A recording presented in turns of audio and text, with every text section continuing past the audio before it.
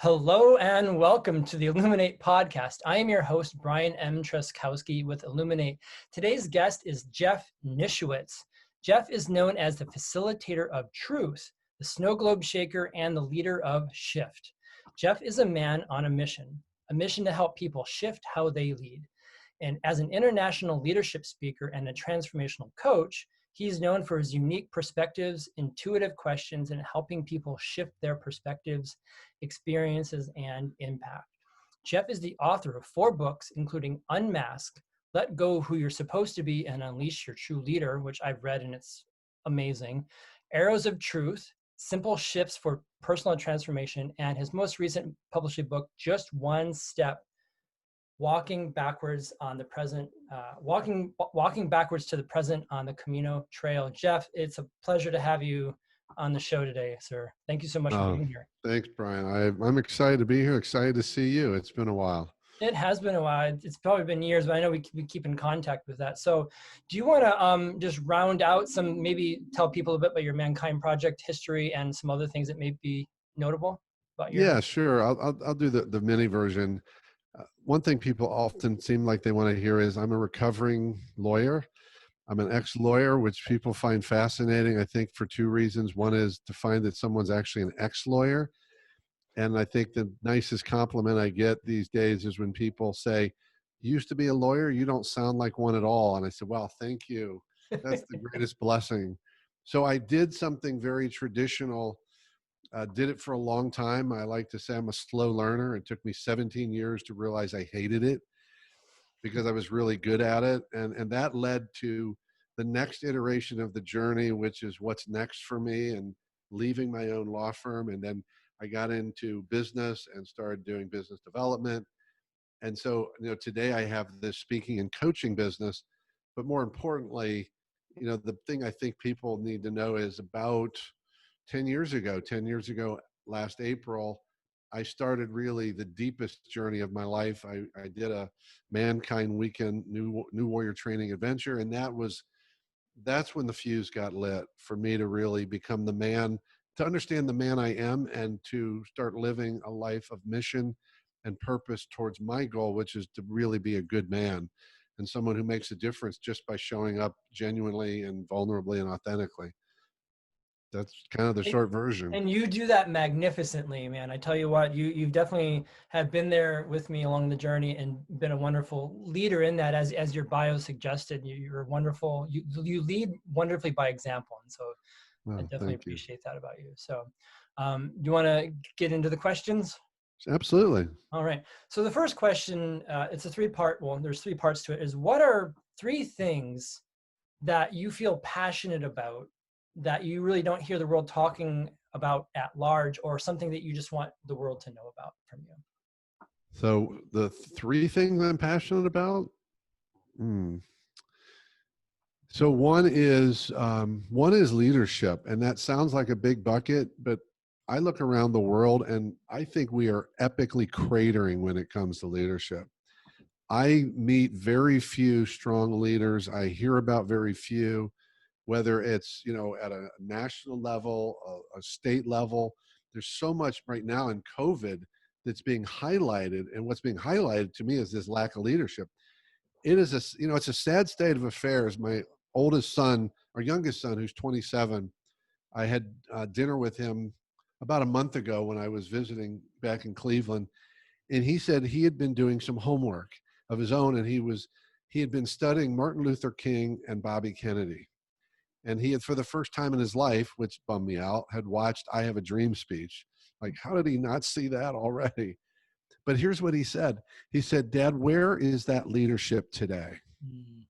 And I just was floored by that. So I'm passionate about the idea of leadership. And what that means for me is really showing people that every single person is a leader and has the ability to create change in their life, whether it's micro or macro, and to give them some tools to do that. Because I don't believe the things are going to change from the top. They're going to change from the bottom up, of people being willing to take some risk, to be vulnerable, and to speak up, whatever that means for them. I'm not here to tell you what to say, but my encouragement is to say, step up, step in. you know, just get in the way. Sometimes it just means get in the way of a train, the runaway train. Just get in the way. You may not have to do anything. Just get in the way, man. Slow it down. Do something. So leadership is a big passion for me. I think another passion for me is, which really shows up in my coaching, and it wasn't by design. It just sort of showed up in me. And that's, I love helping other people see through me all that they are. Having someone experience, often without words, maybe looking in my eyes and see the parts of themselves that they may have never seen before, to see how amazing they are, how powerful they are, how beautiful they are, how incredible and how impactful they already are. I get off on that, and I don't really do anything. And I think the other thing that comes to mind around passion is to, I guess I'm passionate about vulnerability, but what that means is, for me, is helping people to learn and to find their own path to being just more present in their life. Because to me, I live more and more present every day, and it is incredible. And it has allowed me to navigate COVID in a way that I couldn't have done 5 years ago or even 2 years ago. You know, I have my occasional fear and my doubts, but it's minimal, man. I don't have a lot of stress about this. My business has taken a slam, but I don't worry about it. I just stay in gear and keep showing up. I have a joyful life that I want everybody to have. And I think being present is the path to get there. Well, thank you for that. And I just want to reflect, there's a reason they call it the present moment, is because it's a present. If you can truly be there and receive it, there's no better experience than being fully in that moment, right? And yeah, absolutely, vulnerability and in that. And you mentioned people learning through you, and I just want to mention that the thing that you offered to me that was impactful and continues to be is the book Unleash Your True Leader, right? You know, Unmask. It really showed me a different lens around accountability, which I already knew a lot about. But for me, I've become very passionate about that, and I'm an accountability coach now, right? And so in that, it's just like you just nailed it. And I just wanted to provide the viewers an example of how that's so, because Jeff just leads with that. He doesn't sit up front and says, "Follow me, do it this way." He just glows in this amazing way. And so just, yeah, I just wanted to share that with you. So, Thank you, Brian. yeah, Thank you.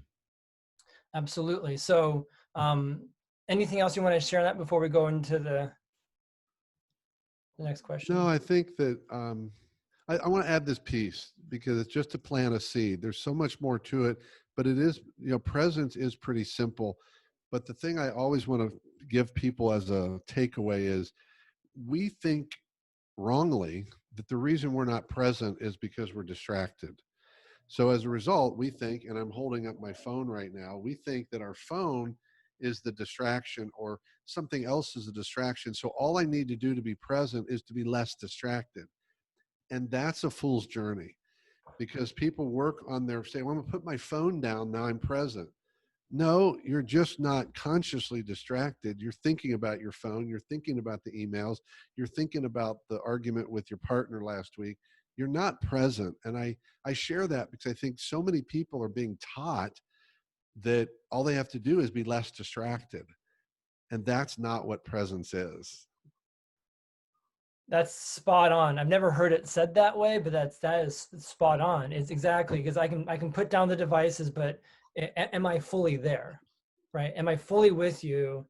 And if I'm not, then what do I need to do to clear this up so I can be fully there? Right. That's great. Yeah. Absolutely. So next bank of questions are this. So, and this is evolving, so I'm curious for your response to this.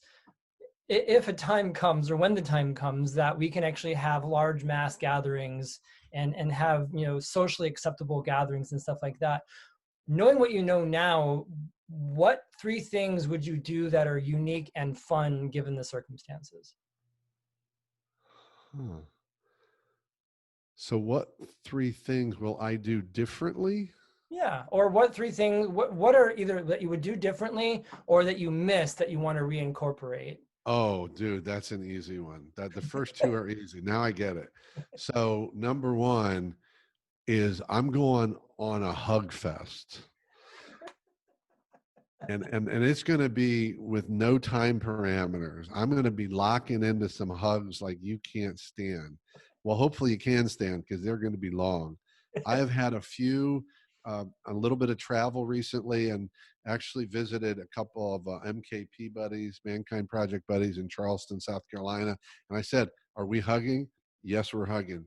Man, I got some hugs that it just told me how much I miss that kind of connection. So I'm gonna be binging on hugs. The second thing is live theater. I miss it so much. I know I love it already. I've missed it. I have it on my calendar. I'm a season ticket holder, and I get sad every time a show comes up. The date has passed. I knew it wasn't happening, but I'm like, oh. And even Hamilton, which is one of my favorite shows, is now on Disney Plus. The movie, it's awesome, but it's not the same as being in the theater. Sure. So number one is hugs. Number two is live theater. And number three is something I'm doing on Zoom calls now, but it's in which Zoom's better than a phone call, but it's not the same. And that is I'm going to sit in small groups, whether it's one person or two or three people, and we're gonna have a cocktail. I'm gonna have a glass of wine or a bourbon with them. If the circumstances permit, I'm gonna have a cigar with them. But we're gonna just sit and talk. And because I do it on the phone, it's not the same. I just want to have those casual conversations with no agenda where we get to connect and just let it happen. I miss that. I miss that so bad. Those three. So they're not new for me, but they are things I've realized I miss. Absolutely. And when I think, well, there's this saying that this is a theme, that the hugging has been a theme through this, especially with men, believe it or not. The men that I've interviewed, hugging has been a theme in this. But there's that saying, absence makes the heart grow fonder, right? So we have this sort of attrition away from what we didn't know we appreciated. Now that it's not there, it's like, okay, this is important to me. Oh yeah. Yeah. So Wow. Yeah. absolutely. Yeah. Those are easy for Yeah. me. I mean, that's very so clear to me. Well, good. Well, good, good. So the last question is, what's one message that you want to share with the world? And I know you kind of have a global platform already, but if you had a stage right now that the whole world could hear a message, what's something that's coming through that's feeling on top and vibrant for you that you want to share with the world right now? Yeah. Everything's already okay. Mm, Everything's okay. It's not going to be okay. It's okay. And there's bad stuff happening. If we want to use that word, I hate good and bad, positive, negative. I get it. There are people who are ill, people are dying, businesses are closing. I get it all. I'm not naive. My business is in survival mode. Without some of the support of some of these programs out there, I'd be out of business. So I'm not naive. I'm not up in a cloud saying this. I'm saying everything's okay. Trust, it's okay, and it will totally redefine your experience. It'll redefine your relationships if you can lean into that trust. Yeah, I get it, we're afraid. I get it, I get all that, and it's human. But man, there is so much in front of us, and once I can understand and trust everything's okay, now I can embrace this moment. I can have the experiences I'm meant to have during this. I can learn all the things I've meant to learn. I can find a whole nother level of everything. But I can only do that if I'm not caught up in this hang on for dear life. I would say stop hanging on for dear life and just embrace life. And everything's okay, folks. It is. It's already okay. It's just different. absolutely. The word that comes up for me is what you just said, is surrender. um, Surrender, and that's been hard for me as well. But I will say, like I said earlier, when I've truly surrendered in, and I believe in a higher power, when I put my faith in that and I surrender, I know I'm taken care of.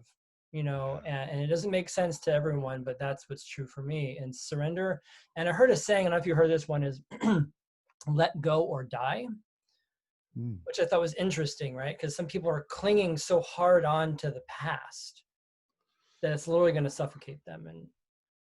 And actually, I was having a call with a client the other day, and he mentioned the movie Who Moved My Cheese? Oh, the book. There's a movie. There's a little 15 there is cartoon. Oh, okay. And and I had never heard of that before. I just found out about that last week. I don't know how I've gotten this far in the journey and not known about that. Do you have the book? No, you're testing my memory because I have to go back to my own book. I don't have Who Moved My Cheese in here, but you write a book and you forget. Oh yeah, I do have a chapter called Just Let Go. Nice. In my new book, which is about that, surrendering and trusting. Absolutely. Well, as we start to wrap up, my question is any last words? How can people get a hold of you? Any sort of social media links, websites, etc., that I will also put in the description below. But go ahead, and how can people get a hold of you, and any just wrapping messages? Well, I'll do the contact first. So you can find my website at Nischwitz, which is NISCHWITZ group, GROUP.com. You can reach out to me directly at jeff@nischwitzgroup.com. You can call me at 216-956-6587. Yeah, that's my cell. I'm out here. I'm not hiding from anybody or anything. I'm here. Reach out, conversation, whatever it is. I'm happy to support you in any way I can. My final thought is, I guess it's a wrap up of all the things I said. I believe that presence is the answer to everything. Everything's already okay, and you already have everything you need. The only thing waiting is you. The only thing waiting is you. And I don't care what you want, big or small, it doesn't matter. The only thing waiting is you. That's beautiful. Kind of get out of your own way, right? That's great. Yeah. Awesome. Exactly. Thank you so much, Jeff. It's been a pleasure having you on the show today. Appreciate this wonderful conversation. So as I like to say, like, whoever's listening to this, continue this conversation. Anything that's sparked in this conversation with you, share the message, continue the conversation, share this video. Really, I'm all about continuing conversations, inspiring conversations, and connecting with others in unique and beautiful ways. So thank you all for listening. I love all of you. Get out there, make a beautiful and blessed day, and take care. Have a nice day. Thanks, Brian.